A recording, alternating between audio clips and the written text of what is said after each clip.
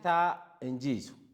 Gaara guddaa fadhee waliif galanii kallattii tokkotti dhiiban tarree galanii roora'ee reeqisee jiguun isaan hafu gamaa gamanaa walitti dhiiban garuun kufu. Humni bittinnaa'ee qindoomina hin qabne bu'aa tokko hin buusu tanaaf galii dhabne. Osoo beeynu akka nama hin beeynee dhagayaa didaa mala tokkoon akeekne. Taaneeti arra illee gaara walitti dhiibaa jirra gam tokko osoo gallee ni fonqolchine firraa tulluun gam tokko dhiibnu haphii hin geenye jaarraa oliif dhiibnee sossoosuu hin dandeenye. Ifiif wal dallansiisaa waliin oodinee teenya gaafam akka namaatti wal dhageenya yoomuma gara tokkotti wal wajji gor kallattii takkatti gallee humna waloorra. Gaafamu wal taanee gaara gabrummaa dhiibna gamtaan fonqolchinee geeraree dhiichifna kaan asii achi dhiiba humnaan jaajjatee kaan ammoo achi as dhiiba hottoonfatee gamaaf gamana baanee humnaanis laaffannee qaamaa fi sammuudhaan bututnee hifannee hidhaa cinnee nutti nafne yoo dadhabbii bu'aan nuti shammadanne ammoo gaabbii guyyaa tokkoof hin boqonne hangaarraa bu'aa gara tokko deebi'u nuti yoon barraa jechaatumatti fufti gaasii.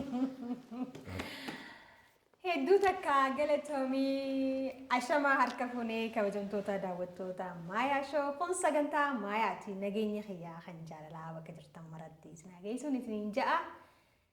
Salaamata keenyaas gaa ittiin aansine awwalarraa walaloo haasa areeraa keessaa irra isin keenyeeti nageedhaan manne akkam jirtan nageyaami fayyumaami keessummaan kiyyaarraa osoo naanii isan waliin barsiisin. Ifiif walaloo isaatiin daawwattoota Maayaatiin wal barsiise Saqaloo Kadiire walaleessaadha gaazexeessaadha abbaa ogummaa iddoon jee itti xiqqaata malee waa ittiin guddatu baga wal agarree abbalis kee. Baga isinis nu afeertanii baga dhufne Maayaa Shoo jechuu yeroo hedduu hordofaa turre talaantalarraa illee haa. Jiruun talaantala jettee gaafa kaan atilleen gaazexeessituu qofaa miti wal fakkaattii wal barbaaddi jechuudhaatu naanneessee waliin nu fide fakkaattii galatoome. Ulfaadhu alla maganiin siin ja'a haasa areeraarraa irra haasa'uu fi as istiidiyoo Maayaatti naffeere maaf nu jalaa tursiiste akkanaan hin jenne abdii guddaadhaan qaba jiruma tanatu jiruun talaantala taateeti waa hedduu keessaa talaantallee har'aas geenyee jirra. Saqaloo kiyya maal jettare? Haasni areeraa sadeenuu dhuguma qaba jaa. Haaya. Dhalannaan siin dheengiyyan jee. Gubbaa tanatti hodhaniiti xuuxxoo godhan beekee Oromoo godha. Gubbaa tana amma migiratti hodhaniiti akka ciicoo fakkeessaniiti dheengee janiini. Dheengee jechuun tun ittiin dheengiyyuu. Kana daa'imni dura gartee fudhattu jechuudha. Gaafa fuudhaa heerumaa ammoo mijuu jaaniini guutaneessi kannanii. Gaafa du'aa ammoo galaa xumuraati. San booda wanni ati dhandhamtu hin jirtu. Yoo gaazabaa fi jannata taate malee. Kanaaf haasni areeraa kun irra guddaa ammoo ittiin beekamu maqaan isaatis karraa moggaafame haasuudha. Haasuu jechuun ooyiruu qabda. Taligaa qabda. Taligaa tanaaf egaa gartee waggaa dheeyxee gara keenyatti amma riqamaateeti imaama keetirra teessee ichi laaltee imaama kee kana jimaata akkatti ciratteeti isa waggaa funyaan keeyse si kaasa. Eessatti imaamaaf carraaqataaf si kaasa jechuudha. Carraaqataaf si kaasaa achi booda ni carraaqataa waan carraaqatu tanaanii maatii taliida jechuudha. Kaasa jechuun isa. Inni kun xiqqaa isaati jechuudha. Kaasa jechuun xiqqishee jechuudha. Amma gaa anis kaasa hoggaan jee waan Saqaloo keessa irra jirurraa kun isa xiqqaa jechuudha. Isa xiqqaadha. Aananii keessa jira. Inni lammaffaa kitaabichi kaasa halluun isaa amma akka kaasa toleeti. Wanni keessa jiru immoo areera. Kuni adiidhaa migira kuni gurraachaa miree qoraasuma. Qoraasuma. As keessa akkuma agartu kana inni kuni bifa kanaa hojii akka waliin fakkaanne qofaaf irraa meeshine malee adii keessa jira. Achi keessa qoraasumaa jira jechuudha. Qoraasuma mul'ata ejersii qoraafame irraa. Kunooti gurraachi kuni amma inni barreeffamaa kuni haa qoraasu. Ajaa'iba. Akkaataa ibsiteetu naa ta'e. Inni biraa immoo walaluma haasaa reeraa jettuutu jira as keessa. Maal ibsiti beekta? Aartii fi aartistii. Aartiin areera. Aartistiin aartii baatee deemu sana immoo haasa. Hawaasa haasu jira galma hundi kee barra. Egaa kaasa akkasitti ibsama jechuudha. Walaluma mata dureen isaatis achuma keessa jira. Ajaa'iba. It is more artistic. Hedduu akkanatti tole haalli ittiin ibsite yeroo tokko tokko namni walaloo mata duree dhibba qabu fa'a walitti kuusa godheeti kanuma kan isaa filate kan isaaf taate kan jaalate san ittiin moggaafata. Irra hedduu waan akkanaan na qunnama waan ta'eef ati garuu waan ati jetteef kaasni areera.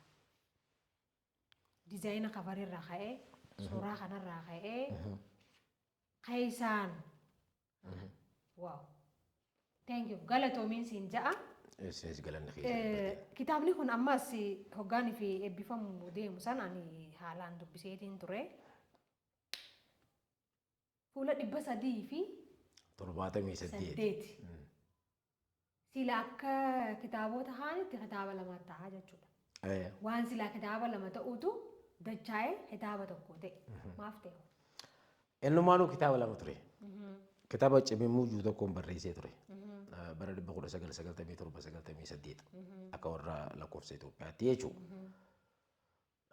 Kitaabicha ni maxxansajee yaalee naaf hin maxxanfamne akka carraa ta'ee deebi'een biyyaa ba'ee achi booda immoo kitaabichatti dhiiseetu maali haasaa reeraa jalqabe. As hoggaan deebi'uu kitaabicha maxxansuun qabaa dirqama murteesse. Keessaa hin guure gaama waan qabanuu jira mire. Akkuma nyaataati barre waan qabanuu jira.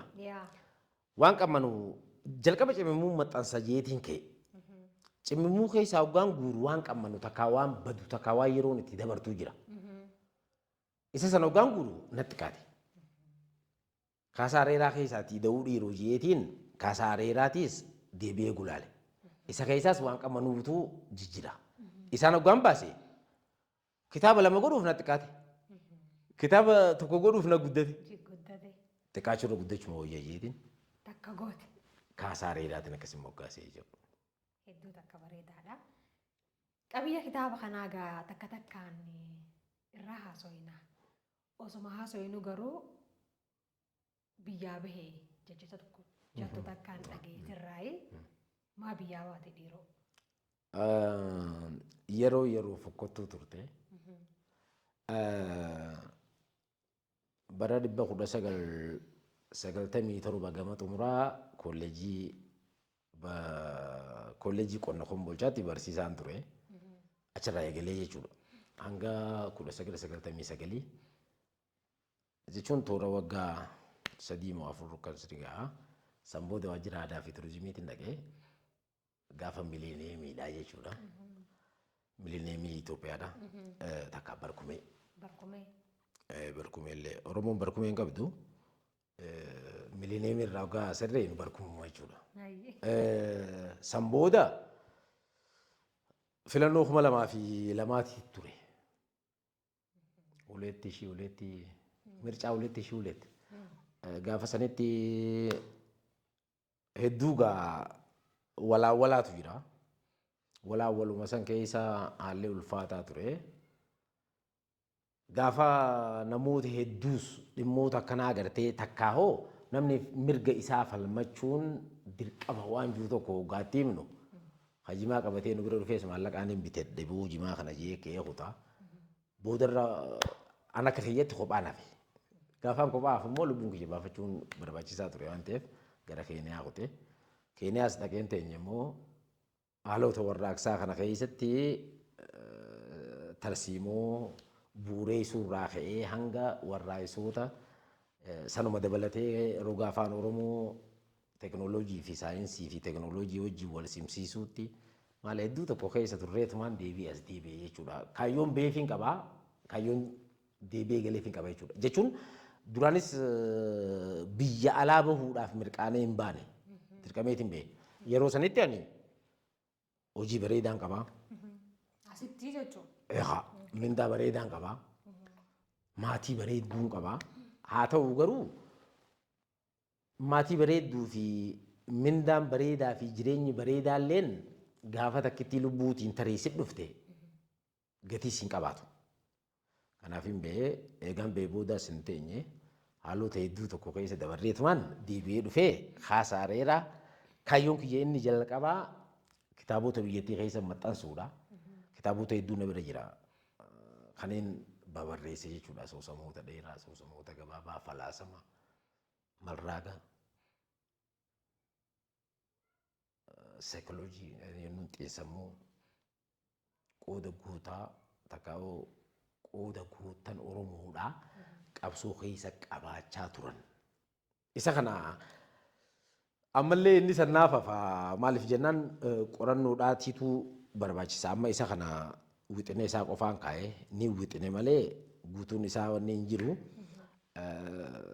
Kitaabni kitaaba dhaluu qaba jee waan hin yaaduuf kitaabni kun gaafa kitaaba tokko dhalu sigalee akkumaan hin ciminfadhee isa dhaletti inni waa dhaluu qaba labatni itti fufuu qaba waan ta'eef gaaf tokko as baha. Jiraadhus jiraachuu baadhus asuma baha. Maaliif jennaan waan lafa taa'u jiru waan ta'eef akkasii kaayyoo kana hunda keessa dabaraatuma qabanneetuma dhiibbaalee kana hunda keessa dabaraa as dhufnee amma har'a maayaa shoo irra jirra jechuudha. Ani ammas bishaan dhugii bishaanii. Galatoon. Ankeenyaatti si deebisuun kayyan oolu achi teesseeti barruulee siifsiin irratti barruu qabaachuu turteettiin dhageelleedha. Meerraa haasofnu. Siifsiin dura weebsaayitiilee jira marsariitiilee. Marsariitii mataa kiyyaatiin qaba. Marsariitii beekan gulummaa takkaa jira. Beekan gulummaa marsariitii qaba. Barreessaadha. Iddoo waliin dhiyaanna ture. Gadaa kajuu jira, ayyaantuu kajuu jira, kajawarfaa gulallee poost, kamaamat adamoo faa oopiraayid jaroota kana hundarratti hirmaachaatiin ture. Isaan kun egaa amma akkuma barruu gartee silaa dhufuuti san booda beekan nu dubbise siifsiin irratti maal gumaachuu dandeesse waan jiru. Gaafa na dubbisuu afooluma Oromoo kana rogoo barruudhaatti jijjiiruu irratti peejiin qaba ture achirratti jechuudha. Fuulaan qaba. Fuula sana irratti waan akka geerarsaa, waan akka mirrigaa, waan akka darashii, waan akka shaggooyyee, waan akka dhiichisaa, waan akka ragadaa, waan akka rasrasaa, waan akka ati hedduudha jechuun dhimmootuma kanaa wajjin kan wal qabatu bu'uurri isaanii maali? Akkamitti barreeffaman takkaa akkamitti gartee shubbifaman, dhiichifaman, sirbaman, takkaa alalaafaman kan juusan irratti yeroo dheeraadhaaf hirmaachaa ture. Booda innis ni hafeensa gaafa inni hafeensa jechuun waliin hafame. Aaduma irratti dalaguu turtee jechuudha aadaa fi aartii. Aadaa fi aartii irratti dalagaa ture. Rogoota hedduus fakkeenyaaf weebsaayitii irratti akka marsariitii irrattis dhimmootuma nama afaanii fi afaan irratti walaloo fi ogbarruu irratti hojjechaa ture tokkoon akka seenaattis hoggaan dhaadheessu takka akka seenaattis hoggaan dhiyeessaadhaa ture jechuudha. Osoo jennu immoo miidiyaa adda addaa irratti illee hirmaachaadhaa haalli itti turre jira. Amma jiruu biyya baqaatii fi waa'ee aadaa fi seenaadhaa hoggaa haasofnu waan wal dhabuu jira. Gaafa baqattu lubbuutee qofaan baqatta malee waan hunda dhiiftee baqatta. Aadaa dhiiftee baqatta. Seenaa dhiiftee baqatta. Eenyummaa keetuu hanga dhiiftee baqattu takka geessa jechuudha. Gaafa baqattu eega baqattee booda immoo jireenyi ati keessatti jiraattu sani hawlaa beekee bultee siin hin jiru. Haalli dhufee akkam jirtan siin hin jiru. Haalli ulfaata. Akkasumas haalli immoo nuti wanni soorachaa akka kiyyetti amma wanni soorachaa wanni sooraatis jiraadde dhimmuma afaan seenaa ogbarruu fi afboolaati. Galatoomii hedduu takka wal faadhuun siin ja'a. Tarii jiruu Keeniyaa san keessatti wanni addatti yaadattu ni jira. Wayi guyyaa kana bar hin irraanfadhu abadan harar haasoyinu kan naan jettu. Hin dhabamu. Yaa warra hayaa. Ani Keeniyaa hoggaan dhaqu ijoollee hedduu biyya tanaa yeroon san yeroo barattoonni warraa isa kaasan dura ani gaa biyya saniin jira waggoota 3 jechuudha. Warraa isa gaafa kaasan barattoonni hedduun baqatanii dhufanii. Barattoota hedduu yuunivarsiitii irraa iskuul irraa baqatanii gaafa dhufanii ni hidhamti ijoolleen tuni achi waggaa dhuftee hidhamuu na mala. Achitti. Jalqaba waggaa dhuftee hidhamuu na mala. Akkasii. Maallaqa fidda maallaqni fiddu kuni Jomo Kenyataa qaba beeki footoo. Footoo Jomo Kenyataa qaba beeki. Nagadhiisi yoo jetteen jaarsa fidi siin jaani. Jaarsa fidi. Jaarsa fidi jechuun qarshii tana jechuudha. Ta humaatii qaba Jomo Kenyataa. Shilingii humaatiitu Jomo Kenyataa footoo. Humaa gadiin hin baatu. 2,000 3,000 5,000 numa goota. Tokko gaafa ijoollee asii baqattee Moyyaalee irraa nama wal beeknuu ni jira. Warri wal beeknu san gaafa na dubbisan akkana ijoolleetu akkana baqatee dhufu jira naan jedhan hayyee haaya homaa rakkoon qabanii haa dhufanii jeeni. Warri edaama konkolaataadhaan asii fuudhee achi geessu kun ifiifuu ijoollee irra waa barbaaduu deema. Fuudhaniiti mana hidhaa geessanii naqanii. Kunuu dalagaa. Dalagaadha isaaniif. Ajaa'iba. Keetiin dhaqegaa namaan kalee gartee ijoolleen ganama booni dhufti naan jedhan hayyee homaa rakkoon qabu jeen har'a ijoolleen hidhamteeti jiraayii nafaan wayitaati de. Hin taatu. Hin dhaqe. Gaafan dhaquu leettee beessee jedhani fidii jenni maallaqa. Maallaqa hangaan qabu ittiin kanne. Maallaqni hangaan qabu san ijoollee lameen hin baasu ijoolleen nama lama. Haya kanaas fudhadhaa. Anaatu isin irra qaali. Ana kana hidhaa. Ijoollee waasaa. Ijoollee dhugaa rabbi. Anaatu isin irra qaaliidha. Ijoollee sana dhaqa. Ijoolleen tun amma ni naati. Haaree biyya san dhuftee waan ta'eef. An biyya sanitti maallaqaan pirezidaantii hurukumtee maallaqa yoo ta'an itti deebisituma fedhi isin jaha mala. Mallammaltummaan akka malee jirti. Kanaaf isaan kana baasaa anaatu isin irra qaaliidha. Ana gartee qabadhaa hin jeen. Ijoollee fuudheetiin ijoollee waliin deemutti kanneen. Akkasitti ijoolleen bahanii ani hidhamee namni achi keessa jiru hin dhaga'aa mire. Dhufanii na baasanii. Dhugumattuu jaan. Siitu qaalii. Siitu irra qaalii. Manni kun ma bareeda hangaan jiru akka ga'uun.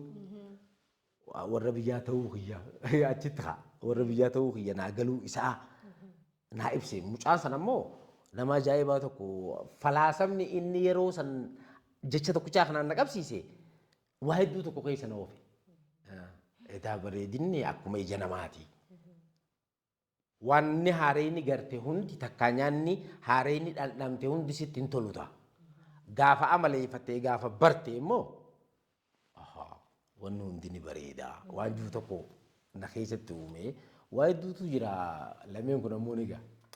Saah hedduu galatoomii. Hayyee kaa kabajamtoota daawwattoota Maayaa Shookoon sagantaa Maayaati. Sagantaan kun walta'iinsa maltiimiidiyaa Siinqeedhaa fi OBN waliin ta'uudhaan kan isiniif dhaleeffamaatiin jiru an qopheessuun sagantaa kana Harrishee Tarrafaati. Keessumaan kiyyaarraa immoo barreessaa fi gaazexeessaa Saphaloo Hadirii waa hedduu irra haasofnee itti bohaaraa itti bashannanaa ammallee irra hubachaa akka jirtan abdii guddaadhaan qaba. Hamma maayyii sagantaa keenyatti nu wajjin turan affeerraa hayya. Hayyee haa Keeniyaarraas deebinee carcar hundeessite akkasii mire. Barruu carcar. Barruu carcar. Barruu carcar nama hedduu wajjin hirmaannee godhaa turre yaada ka fide Tuyyee Ibraahim. Tuujii Ibraahim jechuun barreessaa odaa aartii Oromoodha. Barreessaa kitaaba Abdii Qopheedhaa jechuudha. Abbaa seeraatiis. Gaafa sani numa eebbifame malee abbaa seeraan taane innis sanuma booda ramadame. Yaada kana fidee dhugaa fiduu inni kun waan bareedaadha.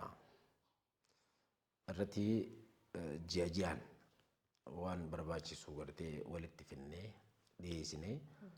Faayineenshaallee mucuma saniitu maali dinagdee mucuma santu walitti qabee qarshii leecalloo san walitti qabee jalqabsiisee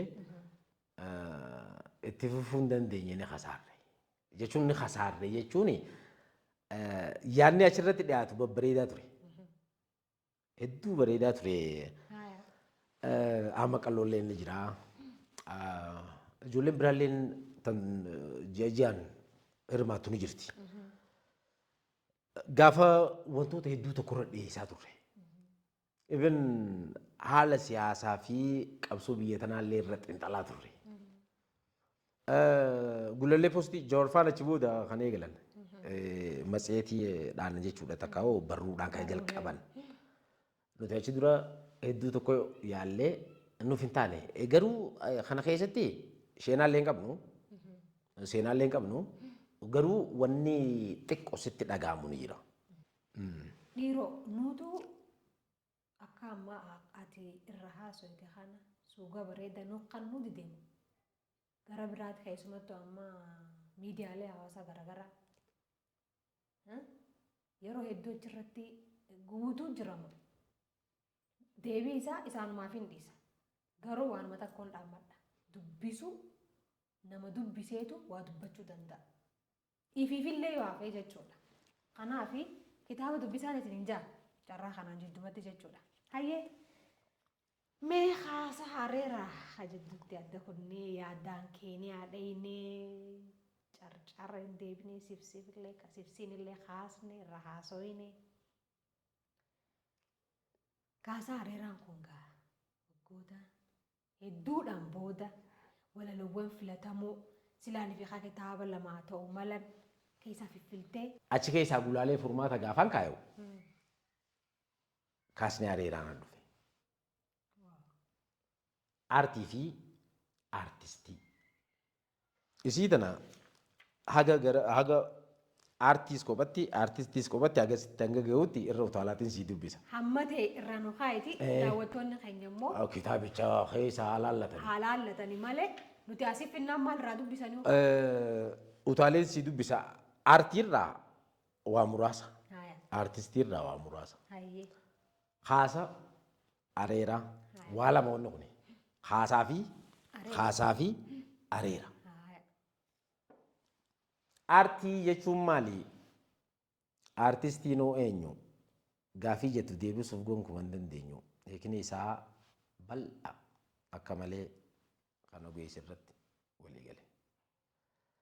Aartiin gaara tulluu diida galaana gara baay'eeyyaba wayyaba wahii dilbi arbaa aartiin ogummaa aartiin seeraa aartiin kaasaa aartiin areera.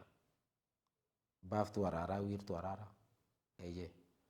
Aartiin gaarii boorsituu waarii qabbaneessituu aarii aartiin bara aartiin bari aartiin bal'oo aartiin baarii. Aartiin haasareeraati uumaa bu'uureeraati handhuura aadaaf seenaati hooda hidda sirna sabaati wiirtuu afaanii fi ogbarruu lafee qaamaa dugugguruu. Aartiin rasaasa rookeetii diina labuubuu boombii ittiin cabsan sirna hamaa nutti goobuu. Aartiin humnaa, aartiin qaroomaa, aartiin qofaa, aartiin misoomaa. Xaxa xinxaltee, booruu xalaltee, cubbuu calaltee, booquu cabsite abbaa irree dhugaa fi haqa baaftii dirree. Aartiin madaafa ibiddi isaa dhamalaa, eeboo qaraa kan fiinti balbalaa. Gugachiiftuu luunaa baareessituu masluufaa onnachiiftuu gootaa farsituu faara quufaa furtuu mala furmaataa fala dhooytuu rakkoo cufaa boharsituu surriif qalbii barbadeessituu yaada qofaa dagachiiftuu yaaddoo moofaa qaroomsituu sammuu doofaa jechaatti itti fufti. Aartistiinoo hajuutu jira amma xiqqishoo irraa kan hin siitu jechuudha. Aartistii irraa xiqqashuma irraa. Xiqqishoo irraa siitu kaa. Aartistiin geeba biyyuu. Haasa areeraa, hara deemaa imala dheeraa. Quuqamtoota sabaa warra hin qabne daba warra dandeettii roobaa qareeyyii surriin damboobaa ogeeyyii ogummaa danuu cabsitoota yaada masaanuu dammeessitoota qalbii hundaa qaalluu warra abbaa muudaa. Gola seenaa dhaloota boruu kan beekumsaan finna qaruu. Nikuleera sagaleen diina naasisu warra yaada habbaabee wal taasisu warra luyinootatti onnee horuu raayiduuta taatee guyyaa boruu. Akkasitti Galatoomii daawwattoonni keenya immoo hangarraa fi haa dubbisanitti nafeera. Hayyee kitaabni kun gaa kuusa walaloodha.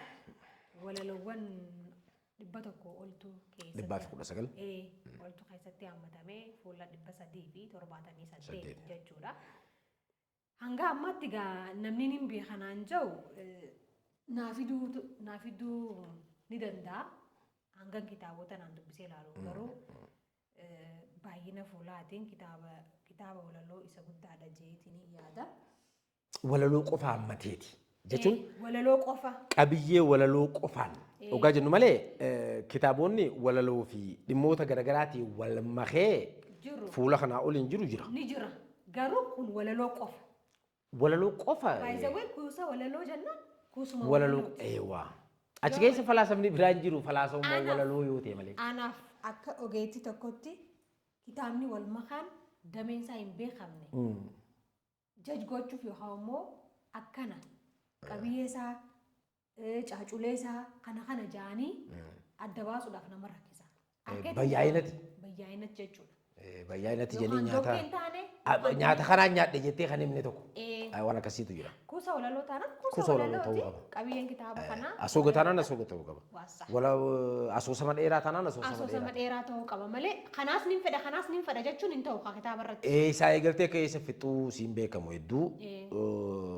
Kun ammoo kitaabonni lameen walitti dabalamuu caala ammaas walaloon fuula tokkorra dhumtu jirti walaloon fuula 13 14 dhumtu jirti jechuun seenee si waltajjii jira jechuudha. Monoloogu. Arkee ani amma tiyaatira kaalii kan fakkaatu jira. Tokko walaloo gabaabaa fuula tokkorraa walaloo gabaabaallee jechuu baannu fuula tokko hanga fuula 12 qaba. 13 illee kan jiru jira. Inni san immoo keessattuu monoloogii waan jaallataniif hedduu fayyada keessattuu barattoonni yuunivarsiitiidha. Ani hoggaan fi baradhu rakkoo guddaa harkaa turre baay'isawwee kitaabni afaan oromootiin barreeffame bara sanitti hin turre laabrari keessan harkattu keessattuu walaloo isaa fiddee daleeddaa'u hin qabdu. Kanaafuu wanni kun galtee guddaadha ta'a jeetiin abdadha. As keessaa wanni irraa akka irraa haasofnu kan inni fedhu kitaabni kun walaloo mata duree garaagaraa ta'eeti qabiyyeewwan gurguddoo 3 qaba. Mee irraa haasa'e? Tokko falaasama. Tokko. Inni lamadaa seenaa fi gootaa. Inni biraa sadaffaa. Inni isa kana amma kuusa walaloo jaamire irra guddaan namaa maal jaa kuusaa walaloo na yaamu jira kitaaba dhiise. Kan falaasamaa Oromoon tuni raaga qabdi. Raaga qabdi. Xinxala qabdi. Sammuun isii waan isii fakkaatuun walitti dhufa. Jechuun kiyya biyya tana keessatti amma wanni baratamu tokko Aristootilii fi Soqraaxasii fi Efraaxas fa'a hin beeku waan isaan jedhan jechuun akkasi. Waan Oromoon ibsu beeki. Asirratti anillee barreesseetiin jira. Seensarratti maalummaa walaloo keenya ibsuuf hin ta'u jechuun hin qoratamne. Dirree bahee hin dhufne. University of Gasentu, arts and literature is baradu, literature and languages baradu, foreign language and literature yo barakti qofa yo te male. Why as kesat afaan Oromoo da baracha why Socrates wanni si cungu jiru. Wanni Sheikh Bakri Sabalo wanni Sheikh Muhammad Rashad wanni Haile Fida wanni Onesmus Nasib wanni Aster Ganno da kanatutu si cungu qaba. Wanni kee waan keetiin si cimuu qaba waan ta'eef jechuudha. Kun keessa jiraan jiru. Dhufee barateeti abbaa kiyyaasee isuu deemaa barga. Folkloorii immoo folkloorii maal jedhaniin? Folkloorii barateeti dhufee abbaa kiyyaasee isuu deemaa barga. Folklooriin Oromoo jaan dhufee abbaan kiyyaa mara abbaan kiyyaa jaaban. Aboo foq siyaa godhu isinirraa deebisiin jee jaabalee maal jaabbaa kiyya waan deebisu qaba hin qabu jechuudha. Wanni nu fakkaatu hin jiru jechuun saayinsiis ta'ee afaan siyaasaas ta'ee mal keenya osoo qabnuu gadhiifnee carqa namaa uffannee deebinee dhaloota illee akkatti barsiifnu dhabne beeku. Hoggaa gadi dhaloonnummaan wanni waa dubbisuu irraa hanqateef edaa kanaafi wanni jiru tokko jechuun aanan mana keessanii elmamuu fi aanan ganda biraatii elmamu walqixa itti gammaddeen dhuyiduu beeku. Hibbalfita tarii aanan ganda biraa maaliif akkamitti namni san elme waan jiru tokkotu si addeessuu danda'a waan ta'eef. Kanaaf isa kana haalota itti sirreessu keessatti as keessatti kan hin tuttuqee jira jechuudha. Ajaa'iba osoo yeroo dheeraa qabaannee kana caalaa irraa haasofne hedduu natti tolaa kana caalaa daawwattoonni keenya kitaaba Haasa Areera jedhu kana bitachuudhaan akka dubbistan namaafillee kennaa akka kennitan kanneen immoo manneen barumsaa keessatti raabsuudhaaf carraa hiree argattan immoo dhaqaatumee waan biraa dhiisaa kitaabilee shanan tokkollee bibbitaati manneen barumsaadhaaf raabsaa. Seenaa ol kaayyattan waan ta'eef dhaloota jaartan waan ta'eef kanumaan isin jechuu barbaada. Waan tokko garuu haasuun fedha. Akka irraa haasoftuun fedha jechuudha. Saphaloon kun Abdulbaasiit Saphaloo fi Abdulbaasiit irraan haasa'ime takkitti tanaa waan dhiisu. Waan ajaa'ibaati namni Abdulbaasiit kanan irraanfatee haati xiyyaa irraanfatee Saphaloo jetteeti ilmoo maqaa haati baafteef abbaan baasee jijjiiru jetteeti firraa. Boo Abdulbaasiit jetti firraa. Maali beeyta? Maqaan baay'een hin jiru. Oromoon waa lama waa sadi jaa waa'ee maqaa irratti. Maqaan abbaa tokko maqaan haadhaa dhibbaa garuu immoo maqaa abbumaaf fidataa jetti. Haati tuni anuma amma cibiluu kana anuma fakkataa kana yaa bareedaa kiyya yaa miidhagaa kiyya yaa timira kiyya jetti bar yaa deema kiyya jetti jee maqaa dhibbaan si yaamti. Garuu maqaan abbaa tokko jaa ka abbaan si baasu gaafa haati dhalattu abbaan si baasa. Yoo abbaan maqaan baafne haadimee janiin jechuun ilma kana kiyyaa miti jechuu shakkirraa qaba jechuudha. Maqaa abbaan baasu jechuudha. Garuu maqaa abbaa fidataa jechuun ammoo maqaan hojiidhaan dhufaa jechuudha. Kuni amma Saphaloo maqaa hojiin dhufe. Abdulbaasiit maqaa abbaan kiyya baase. Inni biraa seenaalee Sheek Bakrii Saphaloo kan jalqaba afaan Ingiliffaatiin Dr. Profeesar Mahammad Hassan faan Hamid Mudee faan kan barreessaa irratti dalagaa turan garuu seenaan guutuun turre ammallee ammas seenaan guutuu miti. Miidiyaa irratti sagaleenis weebsaayitiilee garaagaraa irratti gara teekinooloojii kanatti anaatu as fide. Isii tana gulaalee tolchee jechuudha. Saphaloo xiqqaa jiran. Amagaa maqaa abbaa jijjiiruun hin danda'amu. Saphaloo kana fudhadhe xiqqaa kanatti madhiisa hadiirumatti jeetiin itti deeqa maqaa abbaa Saphaloo hadiira akkasitti yaamama jechuudha. Maqaan maatiidhaa yeroo hunda sinsiran yoo maqaa maatii fudhatte jaarraa abbaa gadaatis maqaa maatii qabiraati. Lamoo qilxuutis maqaa maatii qabiraati. Maqaa hojiidhaaf fidattu jechuudha. Ogummaa takkaa hoo penneem waan jantu jira beekee amma warri faranjiidhaa penneemiidha. Inni kunis amma penneemii ta'eetuma ammoo maqaa kiyya kan maatiin naa baaste san tuffadhee osoo hin taane akka hiikaa isaatii wajjinis kan naa wal malee fi anis fudhadhe. Hiikaan isaa baay'ee Saphaloo jechuun nama waan daganne jechuudha. Dhugaa dubbachuudhaaf waan dagadhu jechuun kiyyaa fi miti. Maqaa kanaa jeetii waan daganne. Hedduu galatoomii baay'inatti tolee jira ulfaadhoo. Hedduu galatooma. Yerootu nama daangeessaa ni beektaa waa'ee miidiyaadha. Dhugaa dubbachuudhaaf anilleen si harkuu kiyyan dura Saphaloo nama jaan kun nama bakka umriidhaan bilchaataa. Ammaasis dandeettiidhaan hanguman si eegeessanis si argadde baay'isawwee waan miidiyaa irra jiruuf yoo waan sagantaa dalagu jiruuf miti. Alattis yeroo hedduu sitti himeetiin jira. Hoggaa haasawuu si dhageeffachuun fedha. Siif deebisuun fedha. Maaliif namoota ani qaamaan isaan hin beene kanneen akka hayyuu keenya Abdii Qopheefaa, Sheekh Bakri Saphalofaa namoota hedduu bakka buuta jeetii yaada'an kun yaada kiyya baay'isawwee rabbiin niyyaa namaa guuta. Waa hedduun sirra abdadhaan dhugaa maaliif cirracha bishaanii wanni jaansan jechoonni amma adeeroon alii irraadha. Waa'ee afaan Oromoo hundee Oromummaa. Si keessatti harka baay'isawwee takka takkaan jechuudha. Kanaaf amaanaa guddaatu sirra jira.